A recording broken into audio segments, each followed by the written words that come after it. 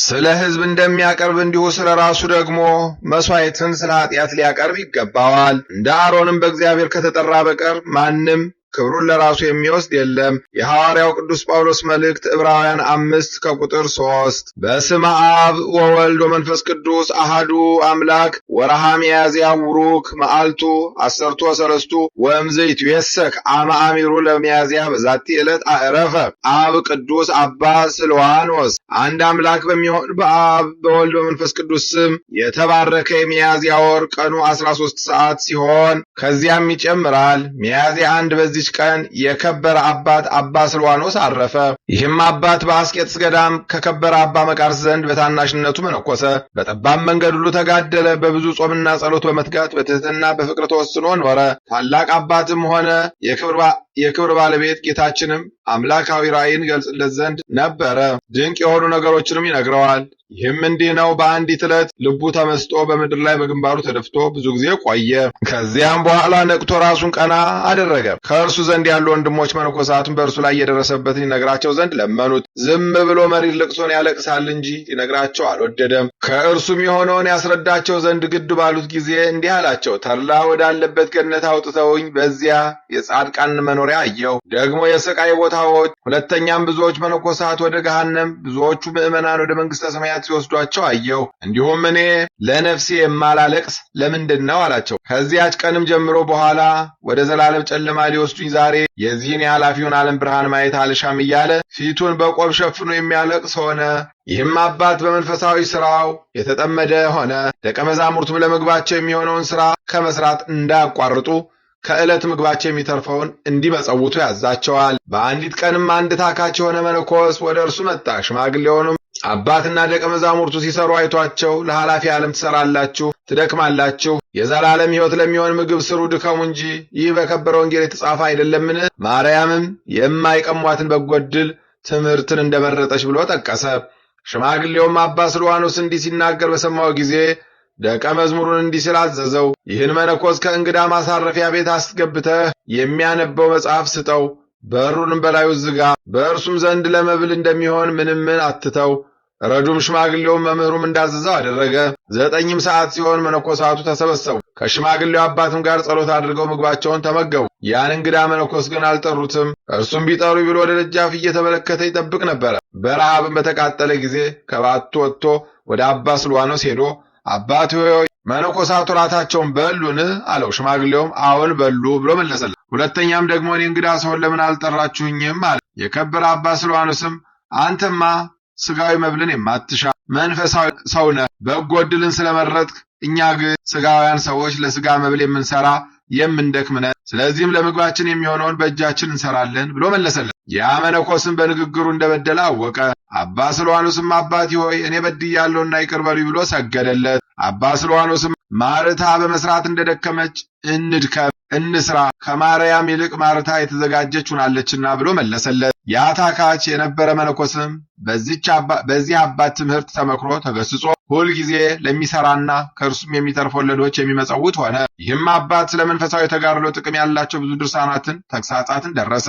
ዕድሜውም በመልካም ሽምግልና በተፈጸመ ጊዜ የሚያርፍባትን ሰዓት እግዚአብሔር ነግሮ በእርሱ አቅራቢያ ያለ መነኮሳትን ጠርቶ ከእርሳቸው በረከትን ተቀበለ። በጸሎታቸው እንዲያስቡትም ለመናቸው። እነርሱም በእግዚአብሔር ዘንድ እንዲያስባቸው ለመኑ። እርስ በርሳቸውም ተሰነባብተው በፍቅር በሰላም አረፈ። ጸሎቱ በረከቱ ከእኛ ጋር ለዘላለሙ ትኑር አሜን። በዚች ቀን ደግሞ በላይኛው ግብጽ ያሉ አረቦች ተሰብስበው በአስቄጥስ ያሉ አድባራትና ገዳማትን የአባ መቃርስንም ቤተ ክርስቲያን ከበቡ። በአድባራቱና በገዳማቱ ያለውን ዕቃ ሁሉ ማረኩ። መነኮሳትም ተሰበሰቡ። በከበረ አባቶችም ስም ወደ እግዚአብሔር በጸሎት ማለዱ። የክብር ባለቤት ጌታችን ኢየሱስ ክርስቶስም እነዚያን አረቦች አስደንግጦ አሳደዳቸው። ያን ጊዜ ማንም የተከተላቸው ሳይኖር ድል ሆነው ሸሹ። ከክብር ባለቤት ከጌታችን ከኢየሱስ ክርስቶስ ኃይል በቀር ማንም የተከተላቸው ሳይኖር ነው። ይቅር ብለዋቸዋልና ጌታችንንም አመሰገኑ። ለእርሱም ክብር ምስጋና ገንዘቡ ይሁን ለዘላለሙ አሜን። በዚች ቀን በእስክንድሪያ ከተማ በሚገኙ በግብፃውያን መጽሐፍ እንደተጻፈ በላዕላይ ግብፅ ላይ ያለ ግብፃዊውም እንደጻፈው ለአንበረም ልጅ ለሙሴ ወንድሙ የሆነ የካህኑ አሮን የዕረፍት መታሰቢያ ሆነ ይላሉ። በኦሪቱ መጽሐፍ የተጻፈው ግን እስራኤል ከግብፅ ከወጡ በሁለተኛው ወር በሦስተኛው ቀን አረፈ ይላል። ይኸው ግንቦት 8 ነበር። የእስራኤል ወሮች በጨረቃ እየተቆጠሩ ዓመቱን ስለሚዞሩ በዚያችም ዓመት ሚያዝያ 1 ቀን ሆኖ ስለተገኘ በእኛ ዘንድ ግን የኦሪት ዘኍልቍ መጽሐፍ በ5ኛው ወር በባቻ ስለሚል መታሰቢያውን ነሐሴ 1 ቀን እናደርጋለን። ይህም ጻድቅ ሰው የነቢያት አለቃ ለኦሪት ሕግ መምህር ለሆነ ለሙሴ ለነቢይት ማርያምም ወንድም ነው። እነርሱም ከሌዊ ነገድ ናቸው። እግዚአብሔርም በግብፅ ምድር ብዙ አስደናቂ ተአምራትን በእጆቹ አደረገ። እግዚአብሔርም እርሱንና ልጆቹን መርጦ ካህናቶቹ አድርጎ ከእስራኤል ልጆች ከገንዘባቸውና ከመሥዋዕታቸው አስራትን ሰጣቸው። የቆሬ ልጆችን በጠላትነት በተነሱበት ጊዜ እግዚአብሔር ፈርዶ አጠፋቸው። ምድርንም አዘዛት፣ አፏንም ከፍታ ዋጠቻቸው። በበጎ ተጋድሎና የኦሪትንም ሕግ በመጠበቅ እግዚአብሔርን ካገለገለ በኋላ የክብር ባለቤት ወደሆነ እግዚአብሔር ሄደ። ጸሎቱ በረከቱ ከኛ ጋር ለዘላለሙ ትኖር አሜን። በዚች ቀን ደግሞ ቅድስት መጥሮንያ አረፈች። ከአበከረዙንም ጋር በሰማዕትነት የሞቱ የቅዱስ ዮስጦስና የሚስቱ መታሰቢያቸው ነው። በረከታቸው ከኛ ጋር ለዘላለሙ ትኖር አሜን።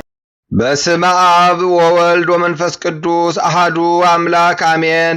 ድርሳነ ሕማሙ ወሞቱ ለመድኃኔ ዓለም ወማሕየወ ኩሉ ዓለም ክርስቶስ ዘይትነበብ በዕለተ ሐሙስ ወቦ ዘያለምድ ሎሙ መስፍን በበዓሎሙ ለሕዝብ ይሃዩ አሃደ እምነ ሙቁሃን ዘሃረዩ ወይእተ አሚረ ሃሎ አሃዱ ሙቁህ ዘስሙ በርባን ሊቀፈያት ወየአምሮ ኩሎ።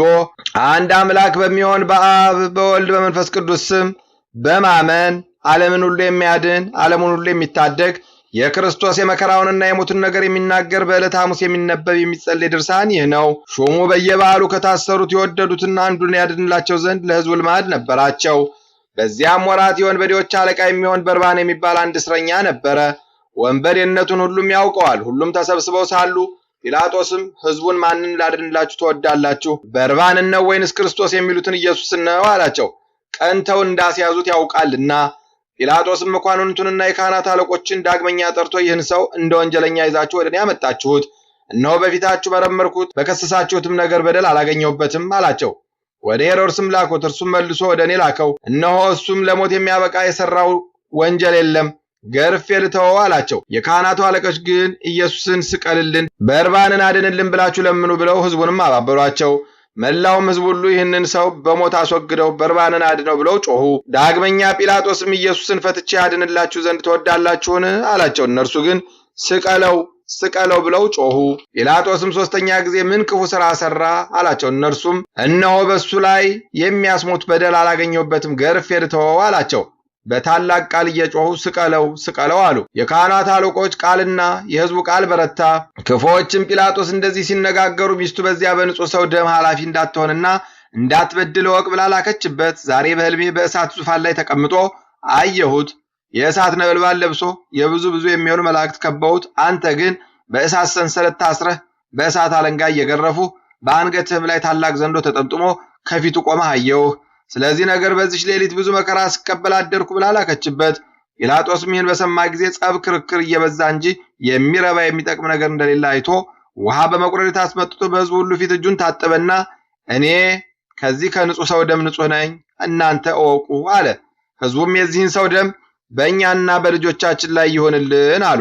ክፉዎች ግን ጌታችን ኢየሱስን እየደበደቡ አንድ ጊዜ ወደ ምሰሶ ገፍተው ጣሉት። ስድቡ ግን በዕለተ ዓርብ ብቻ አይደለም፣ 3 ዓመት ሙሉ ሰደቡት እንጂ።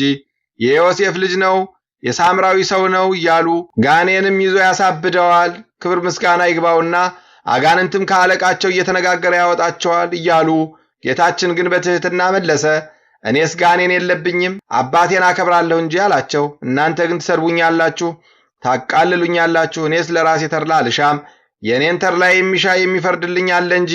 ዳግመኛ ጌታችን ኢየሱስ ክርስቶስ ሰይጣንን ማውጣቱ እንደምን ይቻለዋል አላቸው። እርስ በርሷ የምትለያይ መንግሥት ትጠፋለች አትጸናምና።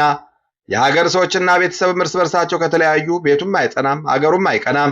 ሰይጣንም ሰይጣንን የሚያወጣው ከሆነ ተለያየ፣ መንግሥቱስ እንዴት ትጸናለች? እኔ አጋንንት ካለቃቸው እየተነጋገርኩ የማወጣቸው ከሆነ ልጆቻችሁ በምንድን ነው የሚያወጣቸው?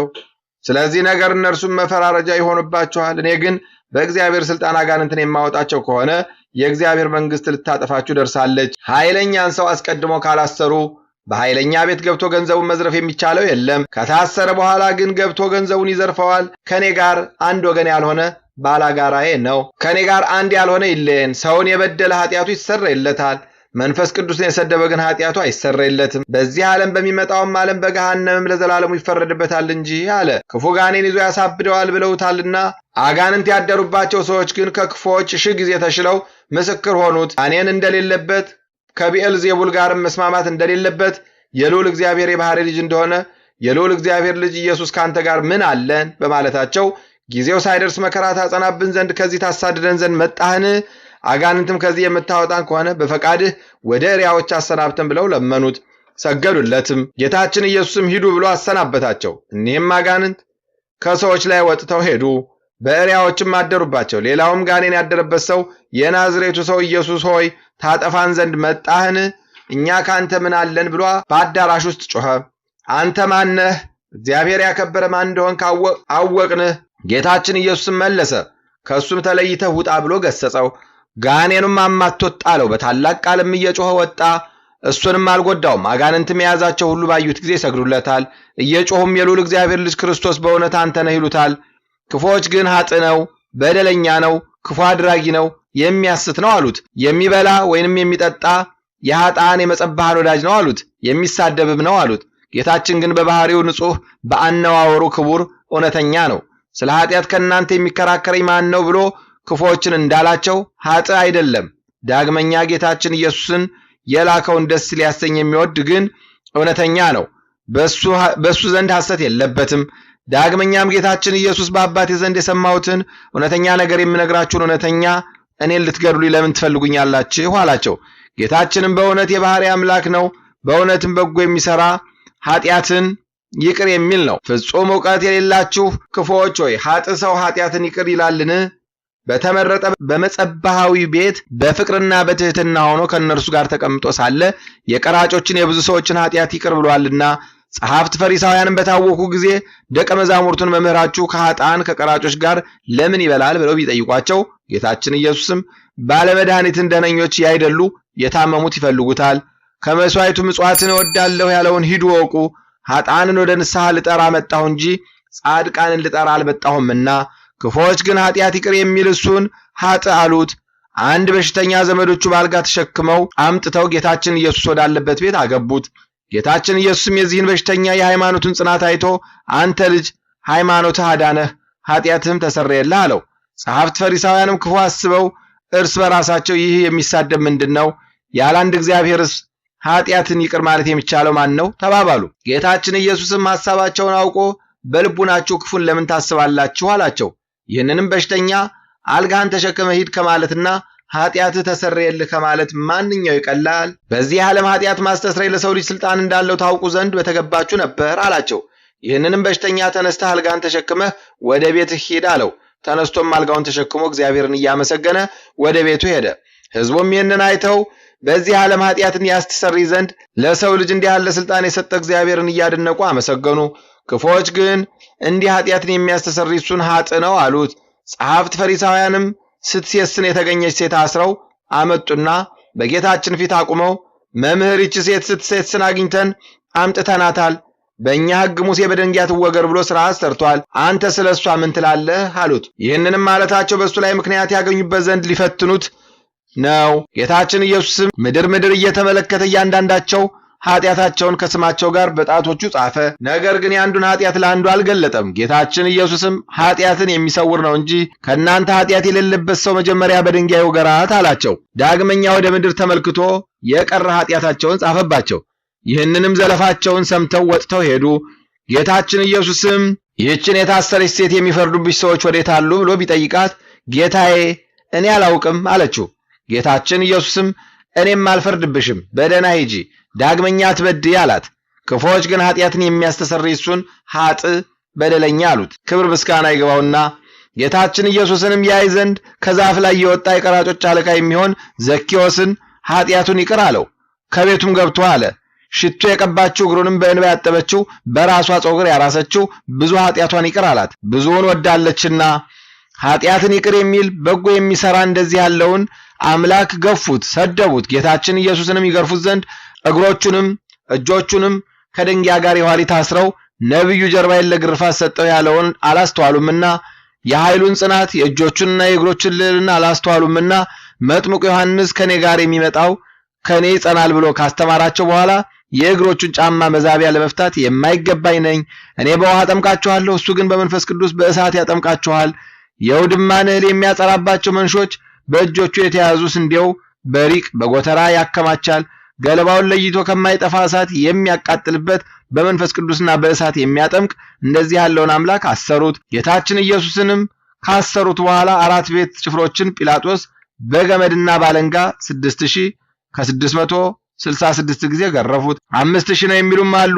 የግርፋቱ ቁጥር እያሳሳቱ ገርፈውታልና የሚሞት እንዳይገረፍ የማይሞት እንዲገረፍ እያወቁ በግፍ ገርፈው በግፍ ገደሉት። የተገረፈባቸውን አለንጋና ገመድ በደም ታለሉ።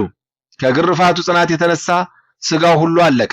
1066 ከሚሆኑ ቁስሎቹም ወገን አጥንቶቹ ታዩ።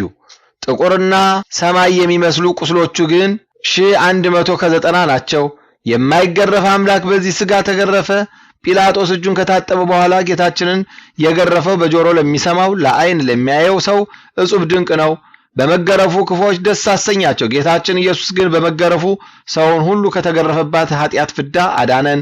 ስለ ልጆቹና ስለ አዳም መገረፍን መታሰርን ከፍሏልና ጲላጦስን ፈቃዳቸውን ለመፈጸም ስቀሉት ብሎ ጌታችንን አሳልፎ ሰጣቸው። የጭፍራ ባለዋሶችም ጌታችንን ተቀብለው ወደ ፍርድ አደባባይ ወሰዱት። የንጉሥ የቄሳር ስዕልም ወዳለበት በደሙ አንድ የሆኑትን ሰዎች ሁሉ ሰበሰቡ። በአምስቱ መንግስታት መዘባበቻ ይዘብቱበት ዘንድ ልብሶቹንም ገፈው የመንግስትን ልብስ የሚሆን ነጭን ሐር፣ የካህናትን ልብስ የሚሆን ቀይ ሐር፣ ህብራቸው ቀይና ጥቁር የሚሆን ልብስን አለበሱት። የአጣቢ ሳሙና ማንጻት የማይቻለው እንደ መብረቅ የሚያንጸባርቀው እንደ በረዶ የሆነ ነጭ ልብስ የሚለብስ ሲሆን እንደዚህ በምድር በመዘባበት ቀይ ሐርና ነጭ ሐር አለበሱት። ለኪሩብ የመብረቅን ልብስ ለሱራፌል ግርማ ያለውን ልብስ የሚያለብሳቸው እሱን በእሳት በተጋረደ ዙፋን ላይ የሚቀመጥ እሱን በመዘባበቻ መቀመጫ ላይ አስቀመጡት። ከዚህም ከዙፋኑ እንደ እሳት ግለት ብልጭታ መብረቅ ነጎድጓድ ይወጣል። በዚህም በዙፋኑ ስር በነፋስ ባህር የብርሃን ባህር ይመነጫል። ከዘንባባ እሾህ ጋር የተታቱ በመርፌ አምሳል የተሰሩ 50 እሾሆች ያሉበት የመገዳደሪያ አክሊል አቀዳጁት። እኒህም እሾሆች እስከ ራሱ አጥንት ድረስ ዘልቀው ገቡ። የሕይወት መገኛ እሱን የእሾህ አክሊል አቀዳጁት። ዓለሙን ሁሉ የሚያድነውን እሱን የእሾህ አክሊል አቀዳጁት። መላእክትንና የብርሃን ራስ ቁር የሚያቀዳጀው የነገስታት ገዢ የሚሆን እሱን የእሾህ አክሊል አቀዳጁት። በእሾህ አክሊልም ከራሱ ክፍል የበሱት ያቆሰሉት 1000 ናቸው። ከራሱ ቁስሎችም ደም እንደ ውሃ በዝቶ ፈሰሰ። ፊቱም ደም ለበሰ፣ ሰውነቱም ሁሉ በደም ተጠመቀ። የጽዮንም ልጆች እናቱ ያቀዳጀችውን አክሊል ተቀዳጅቶ አዩት። ተድላ ደስታ የሚደረግበትን የሙሽርነቱ ቀን ነውና በቀኝ እጁ ዘንግ አስያዙት። ሲያሽሟጥጡት ከፊቱ እየወደቁ እጅ ነሱለት። የመላእክት ሰራዊት እየደነገጡ የሚሰግዱለትን የአይሁድ ንጉሥ ቸር ውለሃልን አሉት። ስልጣናትና ሊቃናት እየፈሩ ለሚሰግዱለት እሱን በትዕቢት እጅ ነሱለት። 5 የሚሆን መዘባበቻ በጨረሱ በኋላ በምራቁ ሁለተኛ ዓይኖቹን በሚፈጥር ፊት ምራቃቸውን ተፉበት። ዳግመኛ ፊቱን በጥፊ መቱት። ኪሩቤል ፊቱን ከማየት የተነሳ በእሳት አክናፍ የሚሰወሩ ያልበደላቸው እሱን ክፎች ፊቱን ጸፉት። ፊቱ እንደ መንፈስ ቅዱስና እንደ አባቱ ሲሆን በስጋ ፊቱን ጸፉት።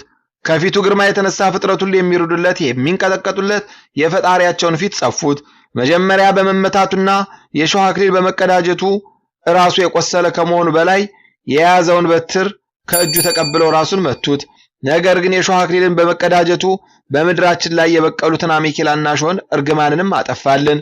ራሱንም በዘንግ በመመታቱ የታላቁን እባብ 7 ራሶች 10 ቀንዶች አጠፋልን። ከዚህም በኋላ ጌታችን ኢየሱስ ክርስቶስን ከግንብ ላይ አውጥተው ሲዘባበቱበት በመስኮት ዘልቀህ ተመልከት አሉት። እንደ ነገስታትም ልማድ ለሕዝቡ ተገልጸህ ታያቸው። ንጉሳችን ነህ አሉት። ንጉሳችን ነህና አሉት። ጌታችን ኢየሱስም ለሕዝቡ በተገለጠላቸው ጊዜ እየሳቁ ተዘባበቱበት፣ ጥርሶቻቸውንም አፏጩበት። ስንኳን በዓይናችን አየነው እያሉ ተናገሩ። ጌታችን ኢየሱስም በግንቡ ላይ አውርደው እስከ ደረቱ ድረስ ከጉድጓድ ቀበሩት። በጉድጓድ ውስጥም እንዳይሞት እጆቹን ከተተከለ ግንድ ጋር አሰሩት። ለሞትም በደረሰ ጊዜ ከጉድጓድ አወጡት። ጲላጦስም ወደ ክፎች ወጥቶ አንዲት እንኳን በደል አላገኘሁበትም፣ ታውቁ ዘንድ እነሆ ወደ ውጭ አወጣላችኋለሁ አላቸው። ጌታችን ኢየሱስም ነጭ ሐር ለብሶ የእሾህ አክሊል ተቀዳጅቶ ወደ ውጭ ወጣ። ይህ ሰው እነሆ አላቸው። የካህናቱም አለቆች ብላቴኖቻቸው ባዩ ጊዜ ስቀለው ስቀለው ብለው ጮኹ። ጲላጦስም እኔስ ያገኘሁበት በደል የለም፣ እናንተ ወስዳችሁ ስቀሉት አላቸው። ክፉዎችም መልሰው ለእኛስ ሕግ አለን፣ እንደ ሕጋችን ሊሞት ይገባዋል፣ የእግዚአብሔር ልጅ ነኝ ብሏልና አሉ። ጌታችንም በእውነት የእግዚአብሔር ልጅ ነው፣ አባቱ እግዚአብሔር አብ በደብረ ታቦርና በዮርዳኖስ የምወደው ልጄ ይህ ነው፣ የሚነግራችሁን ስሙት ብሏልና መንፈስ ቅዱስን በደመና በርግብ አምሳል ወርዶ በላዩ ተቀምጦ የእግዚአብሔር ልጅ ነው ብሎ መስክሮለታል። ሙሴም ኤልያስም በደብረ ታቦር የእግዚአብሔር ልጅ ነው አሉት። ከዚህም አስቀድሞ ጌታችን ኢየሱስ ደቀ መዛሙርቱን በቂሳርያ እናንተስ ማን ትሉኛላችሁ ብሎ ጠየቃቸው። ያን ጊዜ አባቱ እግዚአብሔር ለጴጥሮስ ገለጸለት። ጴጥሮስም የእግዚአብሔር ልጅ ክርስቶስ አንተ ነህ አለው። ጌታችንም ኢየሱስ መልሶ የዮና ልጅ ስምዖን ሆይ አንተ ንዑድ ክቡር ነህ አለው። ሰማያዊ አባቴ ገልጾልህ ነው እንጂ ስጋዊ ደማዊ መምህር አልገለጸልህምና። ከዚህም አስቀድሞ የምስጢር መልእክተኛ ቅዱስ ገብርኤል ክቡር ልዑል ነው፣ የልዑል እግዚአብሔር ልጅ ይባላል አለው። መጥምቁ ዮሐንስም እግዚአብሔርን ፈጽሞ ያየው የለም፣ በአባቱ ቀኝ የተቀመጠ አንድ ልጁ አይቶን ነገረን እንጂ አለ። ዳግመኛ እኔም አይቼዋለሁ፣ የእግዚአብሔር ልጅ እንደሆነ እኔ ምስክሩ ነኝ አለ። ዳግመኛ አብ ልጁን ይወዳልና ሁሉንም በእጁ ሰጠው። በወልድ ያመነ የዘላለም ሕይወት አለው፣ በወልድ ያላመነ ግን የዘላለም ሕይወት አይኖረውም፣ አያያትም፣ መቅሰፍትም በሱ ላይ ይኖራል እንጂ። ናትናኤልም መምህር በእውነት የእግዚአብሔር ልጅ የእስራኤል ንጉሳቸው አንተ ነህ አለው። ወደ መርከቡም በወጣ ጊዜ ባህር ነፋሳት ታዘዙለት። በመርከብ ውስጥ ያሉ ሰዎች ሁሉ መጥተው የእግዚአብሔር ልጅ ክርስቶስ አንተ ነህ እያሉ ሰገዱለት። ጌታችንም ኢየሱስ ደቀ መዛሙርቱን እናንተም ከነዚህ ጋር ልትሄዱ ትወዳላችሁን አላቸው። ጴጥሮስም መልሶ አቤቱ ጌታዬ፣ የዘላለም ትምህርት ሕይወት ካንተ ሳለ ወዴት እንሄዳለን? እኛስ የእግዚአብሔር ልጅ ክርስቶስ እንደሆን ካውቀን አምነናል አለው። ማርታም ወደዚህ ዓለም የመጣህ የእግዚአብሔር ልጅ ክርስቶስ አንተ እንደሆንክ አምኜብሃለሁ አለችው። ነባቤ መለኮት የሚባል ዮሐንስም ይህ ሁሉ የተጻፈ ኢየሱስ ክርስቶስ የእግዚአብሔር ልጅ እንደሆነ ታምኑ ዘንድ ነው፣ በእሱ ስም አምናችሁ የዘላለም ሕይወት ታገኙ ዘንድ ነው አለ። ወደ ጥንተ ነገራችን እንመለስና ጲላጦስ ግን ይህን ነገር ሰምቶ እጅግ ፈራ። ወደ አደባባይም ወጥቶ ጌታችን ኢየሱስን አንተ ከወዴት ነህ አለው። ጌታችን ግን ምን አልመለሰለትም። ጲላጦስም መልስ አትመልስልኝምን? ላድንህ እንዲቻለኝ አታውቅምን? አለው። ጌታችን ኢየሱስ መልሶ ከሰማይ ስልጣን ካልተሰጠህ በማንም በምን በእኔ ላይ ስልጣን የለህም አለው። ነገር ግን በአስያዘኝ በይሁዳ ጽኑ ፍዳ አለበት። ስለዚህም ነገር ጲላጦስ ሊያድነው ወደደ። ክፉዎች ግን ይህንን ካዳንከው የቄሳር ወዳጁ አይደለህም፣ ንጉሥ ነኝ የሚል ሁሉ በቄሳር ወንጀለኛ ነውና አሉት። ጌቶቼ አብ መንፈስ ቅዱስ ሆይ አደራ እላችኋለሁ፣ እመቤቴ ማርያም ሆይ አንቺንም ቃል ኪዳን ትገቢልኝ ዘንድ ማልድሻለሁ። በነፍሱና በሥጋው በተቀበላቸው መከራዎች ሁሉ በመቸንከሩ የሾህ አክሊል ተቀዳጅቶ በመሰቀሉ ሞቱም ወደ ሲኦል በመውረዱም በጦር በመወጋቱ ጌታችን ኢየሱስ ክርስቶስ በመቀበሩ ኃጢአቴን ሁሉ ይቅር ትሉኝ ዘንድ በኃጢአትም ፍዳ ሁሉ ታድኑኝ ዘንድ ለዘላለሙ አሜን። አገባቡ ጥፋት ሲሆን በርባንን ያድንላቸው ዘንድ ጲላጦስን ለመኑት። አቤቱ የክፉዎች ወገን ባለመከፈል ጮኹብህ፣ ሁሉንም አስጮኹብህ፣ በቃላቸውም ስቀለው አሉ። ተሰብስበውም ከንቱ ነገር የተናገሩ ክፉዎች በማቃለል ኢየሱስን በሞት እናርቅ፣ በርባንን እናድነው ባሉ ጊዜ የታገስክ የኢየሱስን ትዕግስት ምድር መሸከም ተሳናት ብሎ የኔ የባሪያ ቃል ትዕግስትን አመሰገነው። ክፉዎች ይገርፉ ዘንድ በኃይል ወደ ደንጊያ ምሰሶ ገፍተው በመረጡት ገመድ ከሱ ጋር ያሰሩህ ሄሮድስ የገረፈ ቃል ኃጢአት ማስተስረይ በሚችል በስልጣንህ በደሌን አስተስሬልኝ። በደሌ እንደ ሳርና እንደ ቅጠል በዝቷልና ከልብስ የተራቆትክ መጽሐፍ እንደተናገረ በጅራፎች አጥንቴ እስከሚታይ የተገረፍክ በ5 እልፍ ልክ በመገረፍህ ክርስቶስ ግዙፍ የሚሆን ባላንገት እኔን ከአፍህ በወጣ ስልጣን ከመቆረጥ አድነኝ። 5 ከሆኑ በመንግስት ስራዎች ይጫወቱብህ ዘንድ በንጉሥ ስዕል ቤት ያገቡህ ክፉዎች በዝብብህ ወንበር ያስቀመጡህ ክርስቶስ ሆይ ችግረኛ ልጁን አባት እንዳዳነው ከሶስቱ ጥል በቸርነትህ አድነኝ። በሰማይ አምሳል ጥቁር ሐርና ቀይ ግምጃ ያለበሱህ በበትር በመደብደብና በጥፊ በመመታት ጊዜ ያልተናገርክ ነቢይ እሳትና ውሃ በውስጣቸው የተቀላቀሉባቸው ከታላቅ ባህር መስጠም በመስቀልህ አድነኝ። የሰባ እሾሆች አይነት ያለበት የተግዳሮት ዘውድን አቀዳጅተህ ያገዳደሩህ በእሾሆች ቁጥር የከበረ የራስ ደም የፈሰሰ መልአከ ሞት በእሳት ጉጠት ነፍሴን እንዳያወጣ እንደ ቸር ወዳጅ በሞቴ ጊዜ በረድኤትህ ጎብኘኝ። ዓለምን በያዘ እጅህ በበትር ያስይዙህ በሽንገላ ራስንም የመቱህ ክርስቶስ ሆይ መልአክን ከሆንኩ በኋላ በስራዬ እንስሳ ሆኛለሁና ከረቂቅ ስልጣን የተነሳ ወዴት እሄዳለሁ? ከፊትስ ወዴት እሸሻለሁ? የረጅም የጨዋታ ሕንፃ ያወረዱብህ ወገኖች በመለኮቱ ረቂቅ የሚሆን ሰው እስከሆነ ደረት ድረስ በጥልቅ ጉድጓድ ውስጥ የቀበሩህ ጽድቅ የሌለኝን የባሪያህን ጳውሎስ እንደነገረኝ በቸርነታ አጽድቀኝ። በመስገድና በመንበርከክ ያሽሟጠጡ ወገኖች የእግዚአብሔር ልጅ አይደለም ያሉህ ከመታወክ ክብራዊ ሕይወትን ከጠሉ ዘንድ ጲላጦስን ይህንን ሰው ብታድነው ፈጽመህ የንጉሥ ወዳጅ አይደለህም አሉት። ጌታዬ ኢየሱስ ክርስቶስ ሆይ እኔን ባሪያህን ጠብቀኝ ለዘላለሙ አሜን። አንድ አምላክ በሚሆን በአብ በወልድ በመንፈስ ቅዱስ ስም ሚያዝያ 2 በዚች ቀን የሐሊባ ሀገር ሰው የከበረ አባት ስምዖን አረፈ። እግዚአብሔርን በጸሎቱ ይማረን ለዘላለሙ አሜን። በሚያዝያ 1 የሚከበሩ ዓመታዊ የቅዱሳን በዓላት ቅዱስ አሮን ካህን፣ የሊቀ ነቢያት ሙሴ ወንድም፣ አባ ስልዋኖስ ጻድቅ፣ ቅዱሳን መነኮሳት፣ ቅድስት መጥሮንያ።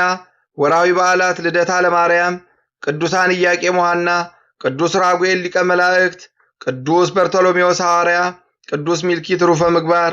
በ2018 ዓመተ ምህረት ጸሎተ ሐሙስ የሚውልበት ዕለት ስለ ሕዝብ እንደሚያቀርብ እንዲሁ ስለ ራሱ ደግሞ መስዋዕትን ስለ ኃጢአት ሊያቀርብ ይገባል። እንደ አሮንም በእግዚአብሔር ከተጠራ በቀር ማንም ክብሩን ለራሱ የሚወስድ የለም።